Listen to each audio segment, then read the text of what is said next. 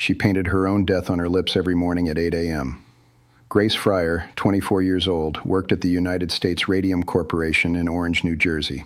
Her job was simple. Paint watch dials with glow-in-the-dark numbers. The paint was made from radium. Her bosses told her it was harmless. They told her to lick the brush to make a fine point. Lip, dip, paint.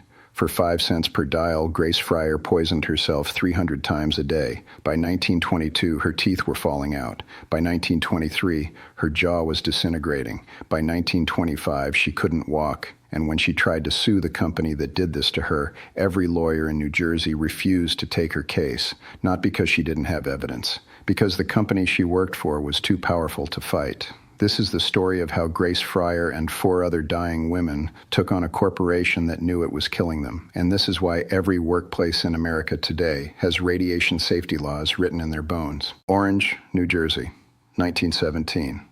World War I is raging in Europe. America needs illuminated watch dials for soldiers fighting in trenches at night. The United States Radium Corporation has the contract to produce them. They need workers. Specifically, young women with steady hands and good eyesight. The pay is exceptional, $20 a week. In 1917, that's 3 times what a factory girl makes. Grace Fryer was 19 when she started, high school graduate, middle-class family from Newark. Her father worked at a bank. Her mother raised 4 children. $20 a week meant Grace could help with the mortgage and save for her future. The radium studio wasn't like other factories. It was clean, bright, almost elegant. The women wore white smocks like nurses. Large windows overlooked Orange Street. The managers called them ghost girls because when they walked home at night, their clothes glowed in the dark from radium dust. The women thought it was magic. They painted their nails with the radium paint for fun.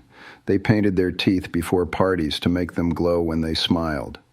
One girl painted a glowing smile on her face for Halloween and won a costume contest. The supervisors encouraged it. They said radium was good for you. Radium water was being sold as medicine for $5 a bottle. Advertisements promised it would cure arthritis, restore vitality. Radium face cream promised eternal youth. Wealthy people drank radium cocktails at health spas. The radium girls had no reason to doubt. Their technique was called lip pointing. Every worker learned it on their first day. Dip the brush in radium paint. Put the brush tip between your lips. Shape it to a fine point with your tongue. Paint a number on the dial. Repeat. The supervisors demonstrated it themselves during training. Watch how I do it, they said. See how the point gets sharp? That's how you paint 300 dials a day. It was faster than water, more precise than cloth. It was company policy. Every girl had a quota. 300 dials per day. If you couldn't meet quota, you were fired. Someone else would take your job. There were always girls waiting. What the supervisors didn't mention, they used a different paint when they demonstrated. Theirs didn't have radium in it. The managers knew. The president knew. The chemists knew. Grace Fryer ingested radium dust every working day for 3 years. So did Catherine Schaub. So did Edna Hussman. So did Quinta McDonald. So did Albina Larice. So did Molly Maggia. Over 70 women worked in that studio between 1917 and 1924. Every one of them was lip pointing 8 hours a day. Every one of them was swallowing poison. They didn't know radium mimics calcium in the human body. When you ingest it, your bones absorb it. But radium isn't calcium. Radium is radioactive. It emits alpha particles that destroy bone tissue. There is no way to remove it once it's in your bones. It stays there for years, decades, destroying you one cell at a time. In 1922, 5 years after Grace started, her teeth hurt. Not one tooth, all of them. She went to her dentist, Dr. Joseph Kneff, in downtown Newark. He examined her mouth and found severe decay in multiple teeth. He pulled 2 teeth that day. The sockets bled for 3 days straight. They wouldn't heal. She returned a week later. More teeth were loose now. He pulled 4 more, then 6 more the following month. The pain got worse, not better. By the end of 1922, Grace had almost no teeth left in her mouth. She was 24 years old. Dr. Kneff didn't know what was wrong. He'd never seen anything like it in 20 years of dental practice. Her jawbone was deteriorating under the gum line. He could feel it crumbling when he touched it with his instruments. The bone felt soft, almost spongy. He referred her to a specialist at Newark Hospital. The specialist examined her and said it was probably poor hygiene, maybe a vitamin deficiency from the war rationing, probably phosphorus poisoning from working in a match factory. Grace had never worked in a match factory in her life. She worked with radium, but the doctors didn't make the connection. They prescribed cod liver oil and told her to brush her teeth more carefully with baking soda. Catherine Schaub was having the same problem across town. Her dentist pulled 12 teeth in 6 months. So was Quinta McDonald. So was Marguerite Carlo. So was Hazel Vincent. One by one, the radium girls started falling apart.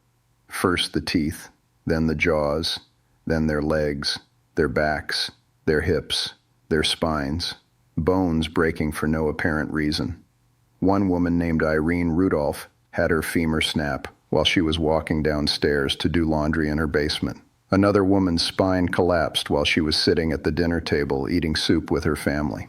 A third woman's hip fractured when she rolled over in bed at night. These were women in their early 20s, healthy, active, working every day, and their skeletons were disintegrating beneath their skin.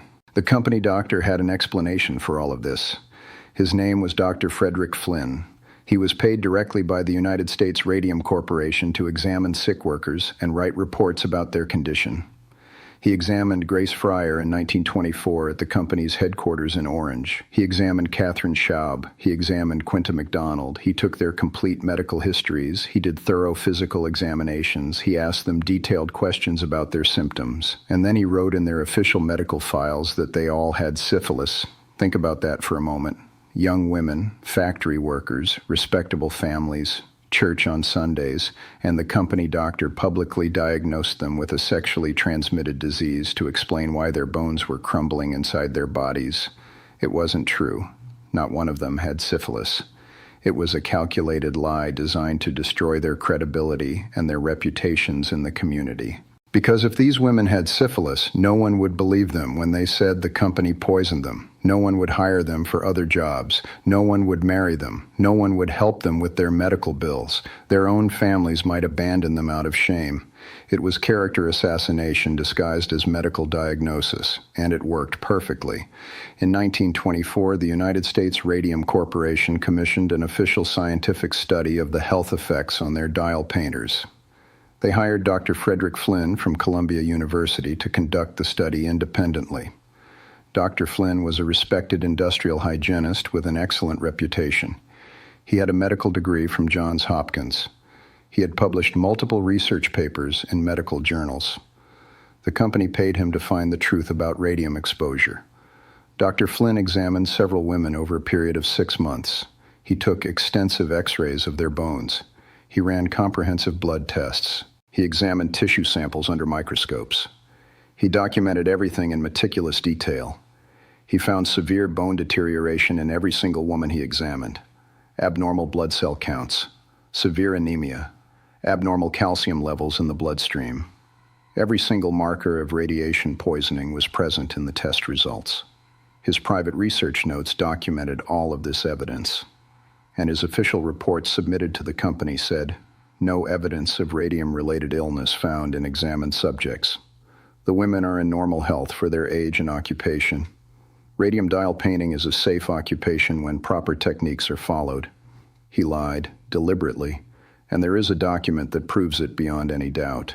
In 2005, a researcher named Ross Molnar was investigating occupational health history. He found Dr. Flynn's personal research notes from 1924 at Columbia University. The notes hadn't been opened in 81 years. Flynn's personal observations, written in his own hand, noted extensive radium absorption visible on X-rays, bone disease consistent with radiation exposure, blood abnormalities consistent with bone marrow damage, prognosis extremely poor, expected survival, 2 to 5 years maximum. He knew they were dying. He documented it. And then he told the corporation the women were fine. The company paid him $10,000. In 1924, that was enough to buy 2 houses in New Jersey, about $170,000 today. Flynn took the money and published the false report. The company used it to deny workers compensation for the next 4 years. By 1925, Grace was 27 years old. She weighed 87 pounds. Her normal healthy weight had been 130 pounds. She could not walk without assistance anymore. She used 2 canes just to move around her bedroom. Some days she couldn't get out of bed at all.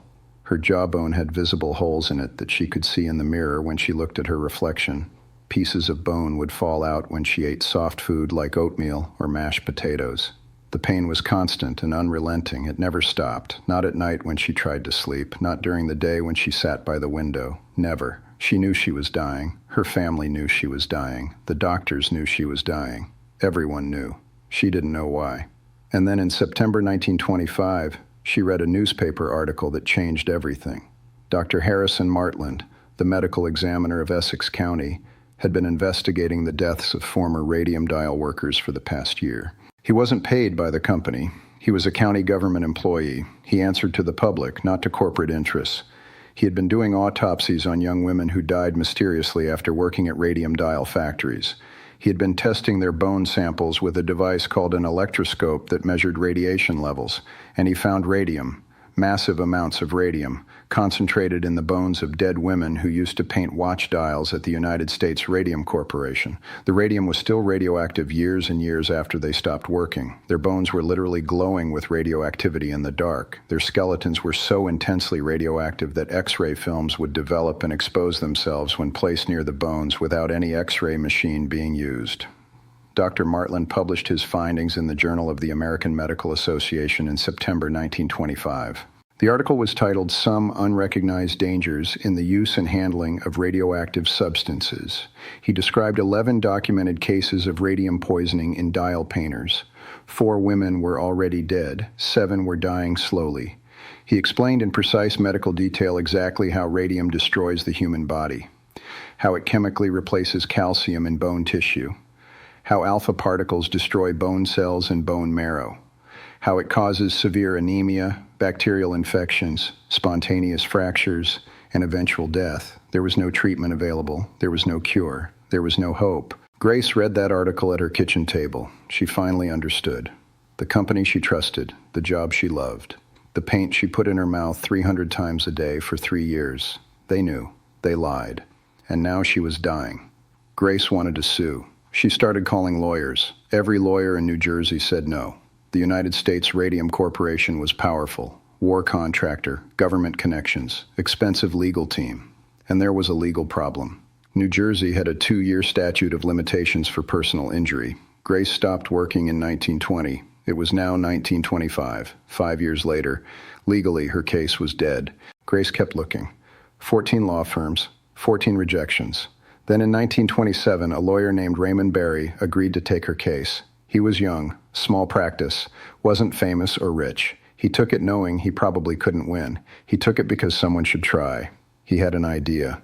The statute of limitations said 2 years from date of injury. But when was Grace injured? The company would say 1920. But Berry argued Grace wasn't injured until she knew she was injured. She didn't know until 1925 when Martland published. The clock should start in 1925, not 1920. It was innovative, never tested, but it might work. Grace wasn't alone anymore. Catherine Schaub joined the lawsuit. She was 29. Her jaw was held together with metal wire. Quinta McDonald joined. She was 32, couldn't walk. Albina Laris joined. She was 25. Her spine was collapsing. Edna Hussman joined. She was 28, completely bedridden. The 5 women became known as the Radium Girls, all dying, all knew it, all willing to go to court to make sure no one else died the same way. The corporation offered a settlement, $1,000 each. Sign a waiver, drop the case. The women said no. $1,000 wouldn't cover medical bills, and a waiver meant no other girl could sue. It meant the company would keep lip pointing. More women would die. They refused. The trial was set for January 1928, but the defense had a strategy: delay, file motion after motion, postpone, wait for the women to die before they could testify. Dead women can't testify, can't answer questions, can't show the jury their crumbling jaws. It almost worked. By April 1928, Grace was bedridden, weighed 79 pounds. Catherine could barely speak.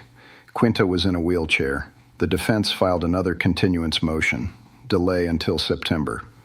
The judge was about to grant it. Then the press intervened. Newspapers had been covering the story: front page news, the New York Times, Chicago Tribune, Washington Post. The Newark Evening News sent a reporter to interview Grace at home. The reporter described a young woman lying in bed, unable to sit up, weighing less than 80 pounds, face skeletal, voice weak. The headline: Radium victim begs for her day in court before she dies. Public outrage exploded. Letters poured in demanding justice. Women's groups protested. Labor unions called for federal investigations. The company's reputation collapsed. In April 1928, facing pressure they couldn't contain, the defense realized they couldn't win in public opinion. They offered a new settlement. $10,000 per woman paid immediately, $600 per year for life, full medical expenses, all legal costs, and one more thing. The company would stop lip pointing immediately, implement safety protocols, provide protective equipment. The women accepted. Not because it was enough, because they were dying and wanted to save other women. Because changing safety policies would save lives. That mattered more than money. Grace testified once before the settlement. May 1928. She was carried into court on a stretcher. Couldn't sit or stand. She lay there and spoke for 2 hours. The courtroom was packed. People wept. The judge wept. The stenographer stopped typing twice because she was crying. Grace described her first day at work, how excited she was, how they taught her lip pointing, how they said it was safe. She described her teeth falling out, her jawbone crumbling, the pain that never stopped. Then she said something that made every newspaper. She looked at the company's lawyers, and she said, "I never thought the company would do this to us. We trusted them. They told us it was safe. We believed them. How could we not believe them? They were our bosses, educated men, college degrees. Why would they lie to us? Why would they poison us?" The United States Radium Corporation never admitted wrongdoing. Not in court, not in public, not ever. They paid the settlement and issued a press release saying they were being generous out of compassion, not obligation. Never said sorry. Never acknowledged they knew radium was dangerous. Never explained why supervisors used different paint. Never explained why they paid Flynn $10,000 to lie. They paid and moved on. Dr. Flynn never faced consequences. Continued his career at Columbia. Published more papers. Accepted more consulting contracts. Died in 1958 at 73 of natural causes. Never charged with fraud. Never sued for malpractice. Never disgraced. Got away with it. Grace Fryer died October 18, 1933. She was 34. Died at Orange Memorial Hospital. Cause radium poisoning with severe anemia, bone deterioration, organ failure. Weighed 68 pounds. Catherine Schaub died February 16, 1933. She was 31. Quinta McDonald died June 7, 1929. She was 30. Albina Larice died January 12, 1946. She was 44. The radium killed her too. Edna Hussman died February 2, 1939. She was 37. All 5 died from radium poisoning. All 5 died in pain morphine couldn't touch. All 5 died knowing they would never get real justice. But they didn't die for nothing. In 1949, 21 years after the lawsuit, the United States government established radiation safety standards for the first time. Maximum exposure limits, mandatory protective equipment, regular health screenings, immediate medical care for accidents, based directly on data from the radium girls, their bones, blood samples, tissue samples, autopsies. Their suffering created the foundation for every radiation safety protocol today. In 1970, OSHA was created by Congress. Every workplace safety regulation in America traces back to one principle. Employers are responsible for worker safety. That principle wasn't accepted in 1928. Companies argued they had no obligation beyond paying wages. The Radium Girls case established that obligation, written into law because Grace Fryer refused to die quietly. Today, if you work in a hospital radiology department, you wear a dosimeter badge measuring your radiation exposure. That exists because of Grace Fryer. If you work in a nuclear power plant, there are maximum exposure limits enforced by federal law. Those exist because of Catherine Schaub. If you handle radioactive materials in any capacity, your employer is required by law to monitor your health, provide protective equipment, limit your exposure. That exists because of the 5 women who took on the United States Radium Corporation in 1928. The radium dial industry continued until 1968. Thousands of women worked as painters over 50 years after the lawsuit. Not one was required to lip point again. They used brushes with longer handles, dipped in water, not mouths, worked behind lead shields, wore protective smocks, monitored with regular blood tests. None died the way Grace died, because Grace made sure the world remembered her name. Every safety regulation you see at work today was written because someone died without it. Every warning label, every protective barrier, every emergency exit, someone bled for that rule. Most times we don't know their names. Most times the company made sure we'd forget, but not Grace Fryer. She fought back, and she won.